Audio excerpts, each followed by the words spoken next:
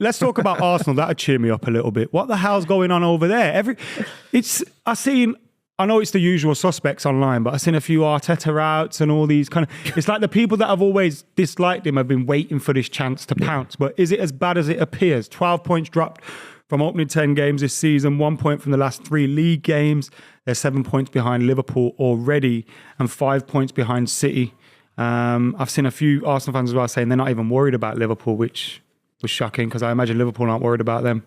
But what we're saying, is it down to Odegaard's injury? Yeah. Have people sussed Arsenal out a little bit? But you have to be more than Odegaard. You have to be. And Ethan Manieri is the player that has to replace him, unfortunately. I think they got it wrong in the summer. It shouldn't be a 17-year-old kid that's just come out of the academy. It should have been someone like Smith Rowe or signing. They've not been bold enough in the transfer market. And he has made them a very negative side. They're afraid to lose. They're afraid to lose football matches first and foremost. And the back four keeps changing. I think it's changed 7 out of the last 10 games. They have to get Ben White back into right back, keep the centre-backs normal. And if they have to replace the left back with Kirior, Zinchenko, whoever, Timber, fair, because Calafiori's been injured. But the back four keeps changing. So they don't have even the defensive security like they had last season. I think that where they did well was they did get defensive reinforcements in, so that in the past, for example, when Saliba got injured, it was just season over. I think at least in the defensive areas, they have got that little bit of cover now with Calafiori and Timber. Obviously, they did buy in a year ago, but he got injured. So he's back. The Odegaard thing is looking like a real mare. I don't know if it's as simple as like keeping Smith Rowe, because I think Smith Rowe was at that point in his career where he wanted game time. If Odegaard hadn't got injured, he was not going to get guaranteed any. So And you have to sign someone back and you're back on the bench. exactly. So you have to sign someone then. It's a question of like, it is a bit of what they call, sort of succession planning. So maybe in where he is like a big part of their future plans, and he was there as the backup guy. He has looked good where he's played. I think the issue with Arsenal is I think Odegaard is such an important part of the way they play. Like they got away with not having this sort of prolific striker and having Havertz play there. He's been good at times, not getting away from that. Jesus, whoever, through the middle, even Trossard, because he was so effective at creating chances. And then you have people like Martinelli in much finer form as well. They obviously lost Saka for a few games, which was huge for them. So I do think, like City, what City are so good at is having world-class players in these attacking positions, finding a way to get as many of them in the team as possible when they're all fit. Like having Foden move around a lot, but play. You know what I mean? And then it keeps people happy. I think Arsenal have still got in those attacking areas like one or two, like Saka and Odegaard, isn't it? Like they have to play. And when they don't play, it just drops off. Sterling, Trossard, Martinelli, whoever's coming in, I'm not sure their guaranteed form is good enough to win you a league. So that's why they're feeling it. But again, I would say let's keep an eye out next few months because they've had tougher fixtures than some other teams in that area, and it could start to even out. And also, I think last season they lost, was it West Ham, Fulham? Those two fixtures where they lost in a spin. And everyone thought season's over, you're not going to win the league. Fulham was a big one. I know they didn't win the league, but they still went on and challenged. Also, it looks like Man City aren't going to win as many points as they did last season, so maybe you can drop a few more points than you could last season. But I do think it's Odegaard. It all comes down to him. When you look at the midfield, you've got Mikel Merino, I don't really rate massively. And if he is going to be playing Mikel Merino, it should be him or Partey, right? It shouldn't be both of them because I think that makes them far too negative. And then a lot of pressure and a lot of focus now is coming on Declan Rice and they're going, right, do something. Like, you be that guy. And he's not that guy. No. He's a very good player, and of course he can pass the ball and he can get forward, but he's not Martin Odegaard. And I think Odegaard controls the pace of the play. His passes in between the lines as well for the likes of Saka, for the likes of Trossard, whoever it is, Martinelli on the other side. I think he's so good at that. And just someone in there to just slow the pace down when you need to, speed it up when you need to. I think it's so important. And they're missing Martin Odegaard. Yeah, that's it. I think he is as key as Saliba. No, I know you were kind of saying they've got more defensive backup now, but I think he's such a big player for them because he doesn't get as many goals and assists as maybe some other players. It kind of goes under the radar. Declan Rice missed that chance at the end. 6 yards out, header, skimmed it wide, didn't even get it on target. And you think he should be scoring that for £100 million. He's not Steven Gerrard. He's not Frank Lampard. He's not going to get 20 league goals a season. He's not.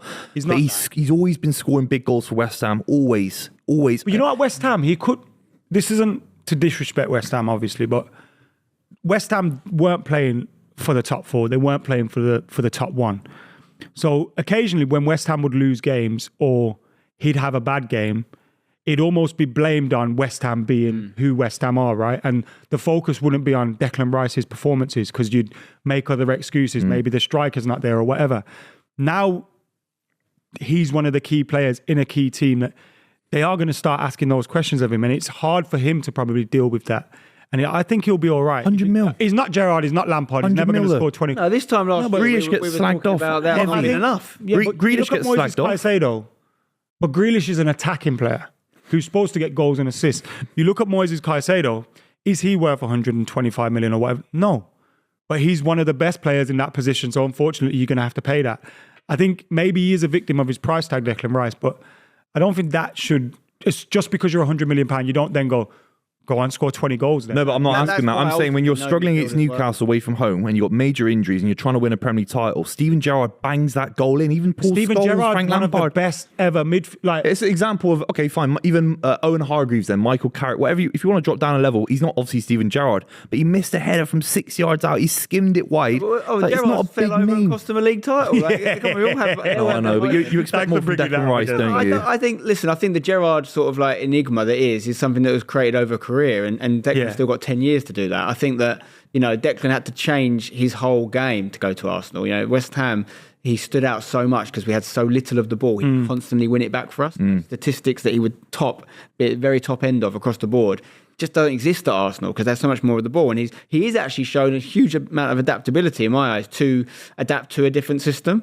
But I think that, it can't all be on him. And the price tag does come with that level of responsibility. But we're just seeing it more It and has more. to at some level, though. What I'm trying to say is a midfielder. Mudryk was 80 million. Like, But Vieira took definitely 20 games. million more than Mudryk. Yaya Toure took games. Rodri takes games. Fernandinho, all these big midfield. He's a midfielder. He's not a left back. Declan Rice is a midfielder. He doesn't take games by the scruff of the neck. When Odegaard's missing it, Rice has to do more. Yeah, but he's not going to do what Odegaard does. They're not the same. No, they're different players, of course. Asking Fernandinho to do what David Silva did. But the moment of physicality where he arrives in the box, he sprints. It's the 90th minute, and then he misses the header. You just think But he you do has scored expect crucial more. goals for them. Yeah, I remember him it's scoring the winner been a against while. us. It's been a while. He has scored crucial goals for them. So I get what you're saying. He had to score that chance. You can only criticise a player if you think he can be at that level. I think he can be a better player. That's why you Sometimes as well, I criticise. think Arsenal were riding on... When he first got there, they were riding on the crest of a wave. Is that the saying? Yeah. That is the right saying, isn't it? They're riding on the crest of a wave. And Declan Rice kind of jumped into that and just kind of carried on with the flow.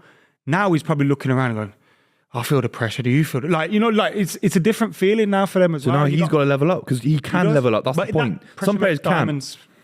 Let's see. We'll see. I think So the other just missed one from 6 yards out. So I don't know. It should have been a goal. Yeah. What do you make of all the talk around Arteta's tactics and stuff? I think Carragher comparing him to Jose Mourinho, not comparing him to Jose Mourinho, but comparing his tactics to Jose Mourinho. I don't see the similarities at all. No. Maybe like they're a bit more. They're thinking a bit more about the defensive side of things. But Mourinho was a ruthless winner, and I don't see that from Arsenal. I think what's really interesting about Arteta at the moment is he's got two players there who were both, and maybe at a different time in their career, sure, but were both like instrumental in a Man City attack when they didn't have an out-and-out goal-scoring striker. I'm talking about Raheem Sterling and Gabriel Jesus. Pep found a way to make them prolific, both of them at times, certainly Raheem, and Premier League winners. In a team that they don't look anywhere near that standard right now. And yes, players do drop off, and Sterling has, and I think Jesus has, but they've been allowed to drop off. Why has that happened? Did Pep have a crystal ball and see that these guys' careers were over and let them go? Or, that he had, what I think's happened is Pep had new players coming through that were hungry, that he wanted to work with and improve, so he let those guys go. That shouldn't be mutually exclusive, meaning that another manager can't get the best out of them. And that's not been happening at Arsenal. That'd be one of the reasons he brought him in as well. He would have worked with both of them before. So he should be getting more out of them. And I wonder why we don't see Sterling a bit more used through the middle, perhaps, in the way that Man City did. I agree. I don't think Arteta can do it. I don't think he knows how to do it. Unless he's been handed a really kind of a poor hand because he's signing ex-City rejects. I mean, he left City for a reason for 50 million quid. He's now left Chelsea. Chelsea are above Arsenal, doing much better. Why go and get an off-cut from Chelsea? Why not go out and get an 80 million... Lookman was It's a good squad signing, though, isn't it? Is he? He's right on the I decline, think Adam. so. They're a side going for the I think Premier League he is in title, signing decline. rejects on the decline. I think he is in decline, but I think he's also a good squad player to have. He's not playing every single week for them. I know he started 2 games recently, but he's a good player to have in the team. The reason I question it is because it's attacking. We're talking about their XG and open play has been really poor. They're just not creating chances. he does seem to have this almost, this is how I'm going to play, and these are the players that are going to play in that position. He's not prepared to change it up, and you have got a couple of guys sitting on the bench who can play in that false nine, or Jesus can play as a striker, like through the middle. But he's like, no, it's Havertz or whoever. Havertz also traditionally he's played a lot of time in that creative midfield role in his earlier career. Why can't he step in? 100%. And put one of them up front? It 100%. doesn't seem to be something he wants to do. Ranieri came on late and Sterling didn't get a minute against Newcastle. Arsenal fans want him to play a lot, don't they, Ranieri? I've heard you mention him a lot as well. He came on, Newcastle were amazing defensively, and Ranieri still found loads of space. He shot one into Rose, but it's the fact he got the space to shoot in the first place. He's not, but you can't trust a 17-year-old to get you back into a Premier League title race. I think it's a poor understanding of squad composition. This Arsenal side should have a couple more players at a world-class level to really challenge. They deserve that. They're a big club, and they're relying on Sterling, who's a reject, and Ranieri. Though, when they're not guaranteed trophies like you are at City, and you're not guaranteed. Well, they're out there. You keep signing players. Chelsea spend loads of money. They haven't won the league since 2017. How many teams in the Prem do you think have got world-class players? No, but you attract players, don't you? Do you know what I mean? Like we all do. Yeah, but they've got Kudus is there at West Ham. Ericsson on the bench. Like, are they better than the guys we're talking about at Arsenal? I'm not sure they are. Mason Mount's class. Newcastle had Harvey Barnes coming off the bench versus Arsenal had Raheem Sterling didn't get a minute. Jorginho, Kirior, they got a rubbish bench. I don't know. We do. I do think Ranieri is one for the future, though. I think he looks fearless and he comes on and his quality is clear to see. Like, I think he will be a regular starter for Arsenal in the next few years. But yeah, is he the man that's going to rejuvenate? He's doing his GCSE, Spencer. Do you know what I mean? He's got stress. I think I think it might just not be the year that everyone thought it was going to be for Arsenal. I think everyone expected it to be the year they won the league. They thought City were going to drop off. And Liverpool is the big one that's crept up on people because no one really could foresee Slot coming in and improving the team, which he seems to have done. And then even Chelsea, I don't think are out of it. I don't think Chelsea also, people go, oh, they finished second twice, so eventually they're going to win the league. It's like not always the case. And that's why I think we got asked the question last season, will Chelsea or Arsenal win the league first? And I was like, probably Chelsea. Because if Arsenal don't win it like in the next 2 seasons, and I can't see for a while, and Chelsea are always going to throw enough finances and stuff at it that eventually something's going to stick. Yeah. So it is a weird one. Their time to strike is now, and it doesn't look like they're doing it. Edu's left. He's been tempted by Nottingham Forest and their whole kind of club thing, model that they've got going on, all the different clubs and bringing new clubs into it and all those kind of things, part of his role. Arteta's apparently got more power now and will have a say in who's coming in. Do you see the pressure building on him once Edu kind of departs? Well, the thing is, they'll know behind the scenes. This is the thing with news. It misleads sometimes. I don't know how it's worked, but the Edu thing's probably been in the works for a long time. It's probably something that Arsenal knew about for a while. He's known about for a while. It might not be, but it probably is. Sometimes this news creeps up on you. Suddenly you think, oh my God, it's all falling apart, Arsenal. And because of the storyline that Forest are ahead of them in the league, it's a double whammy. You've got to sort of park all that stuff. I think what is really interesting is the fact that he's taken the job. So obviously, I assume it's a big pay rise. I assume it's this, he's going to have this control over a multi-football club group now, whereas what Arsenal have got going is really, I don't think there is any kind of cross-pollination between the other sports franchises that Conquer owns, because they're not obviously soccer. So Edu is very much an Arsenal man at Arsenal, whereas now he's going to become this network guy. It's probably up for debate as to whether it's a move in the right direction career-wise or not, but it could be a financial, a big financial incentive there. It's very hard to know how instrumental he's been versus Arteta and who's actually been behind some of the great transfers and maybe some of the not so great ones. Like, I mean, when they brought someone like Vieira in, like, no disrespect to him, not doubting his quality as a footballer, but he was just not physically big enough for the Premier League. No. It was so clear to see from day one. Yeah. And he didn't look like genetically he was the kind of guy that was going to beef up. He never really got a go. I just don't get that purchase. No, I think a lot of money as well. Marino's of a similar ilk to that. Marino's pretty big lad. I hear a lot He could come good, Marino. You've gone early on that. I read a lot of the summer signings in the summer just gone were kind of based off Arteta kind of, I want that guy, demanding it. Whereas previously a lot of them have been a collaborative thing and he's kind of demanded a few of these signings. He needs to be checked, man. That's why he's a young manager. Might start building on him internally because he's kind of wielding all this power.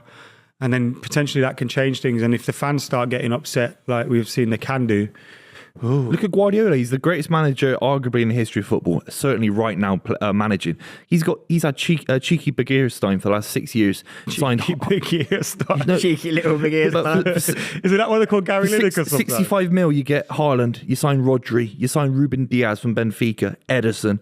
Guardiola didn't come up with all of these ideas. No, you but need that sporting director next to you. That sporting director gets to say to those players, you get to play for Pep. Like, that is such a big deal. Yeah. You get, Yeah. no disrespect to any other managers, right? But if I'm sitting opposite an agent or a director or whatever, and they go, play for Pep, play for Arteta.